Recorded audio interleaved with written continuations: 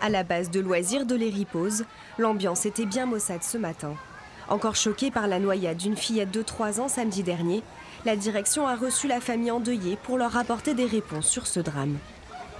À 20 km de là, au lac de Bédane, peu importe l'affluence, les sauveteurs ne quittent jamais leur poste. Avec cet été particulièrement meurtrier, les dispositifs de sauvetage sont plus que jamais nécessaires. Le sauveteur vient avec son harnais, met ce dispositif autour de la victime, l'accroche, ou elle s'accroche elle-même si elle est bien consciente.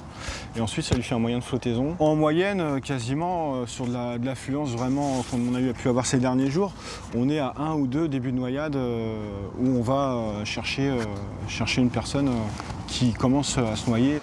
Comme partout en France, la zone de baignade est encadrée par des bouées et des drapeaux. Et depuis le sable, les adultes surveillent les plus jeunes. Ils sont habitués quand même à la piscine, que ce soit à l'école ou autre. Ça va, ils n'ont pas trop de problèmes, donc ça va. J'essaie de garder un œil toujours, mais sinon j'ai pas peur plus que ça.